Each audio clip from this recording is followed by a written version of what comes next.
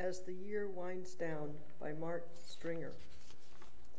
As the year winds down to its close, and we are submerged once again in the seasonal darkness we have come to know so well, we have reason to think back upon the year that was, if only because it will soon be gone. We think back to the friends we have made, the sorrow we have endured, the love we have found, the loneliness we have survived. We think back to the blessings of being forgiven and the gift we offered to others when we forgave. We think back to those who listened to us in our times of need and the times we could have listened more. We think back to the things we traded for our time and to what we may have overlooked in the process. We think back to the times when we were afraid and uncertain, and we trudged ahead anyway, and the times when we were compassionate, when we could have been cold. In this season of still growing night, may we see more clearly against the dark backdrop of our living, the true light of our lives, the love we give to others, and the peace we nurture in ourselves.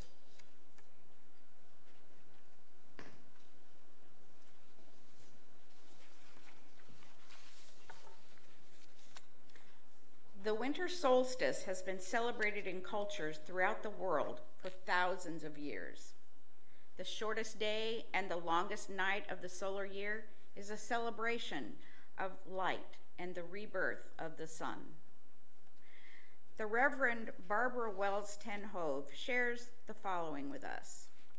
While most of us have heard the term winter solstice, we don't necessarily know what it means. Many years ago, when I first started celebrating the solstice, a scientist explained it to me in a way that made sense. Learning from him, I wrote a reflection on the solstice that gives his scientific perspective a spiritual slant. I'll share that with you now. The dark time has come. The earth, in her great dance around the sun, has come inevitably to the solstice. The time of extremes, of distance, of darkness and light. In our hemisphere, we experience this time as one of cold darkness, of shortening days and lengthening nights. The earth is tipping, from our perspective, further and further away from the sun. We wait. But the moment when the darkness is greatest is not entirely predictable. The spinning dance of the earth continues, but for one brief instant, when the axis of the earth's rotation crosses the line through the center of our orbit around the sun, the tipping stops, and for a moment, we seem to stand suspended in space, pulsing with potential movement and ongoing life. Then, like a child's top that almost fell over, we are saved by the spin and lifted up again towards the light. In the weeks leading up to winter solstice, as the days become shorter, many of us find ourselves fighting depression and isolation. Feelings we associate with darkness, fear, pain, anger, we seek to avoid those.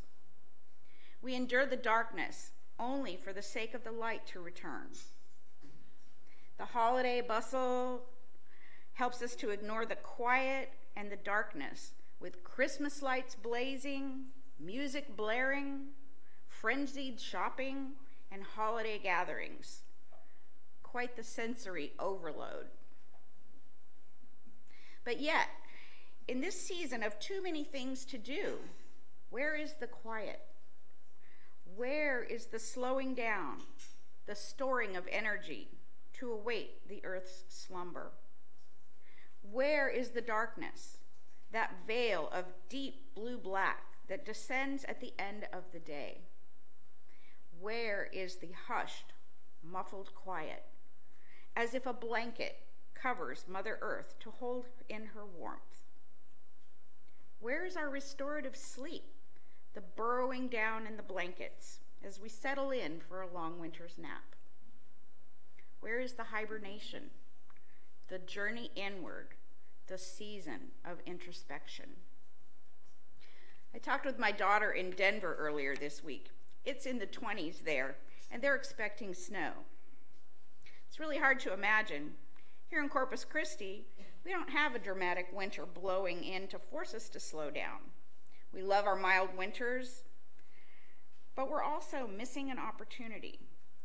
With the change of the seasons from green to red gold to white comes a slowing down of our bodies and of our thoughts.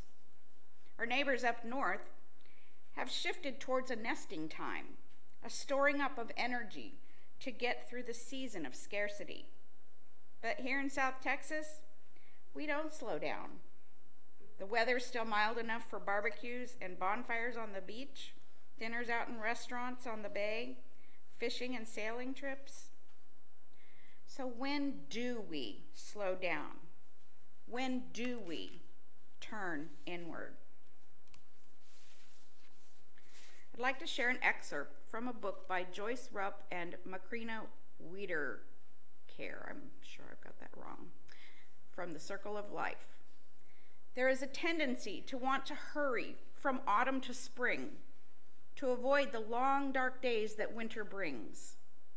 Many people do not like constant days bereft of light and months filled with colder temperatures.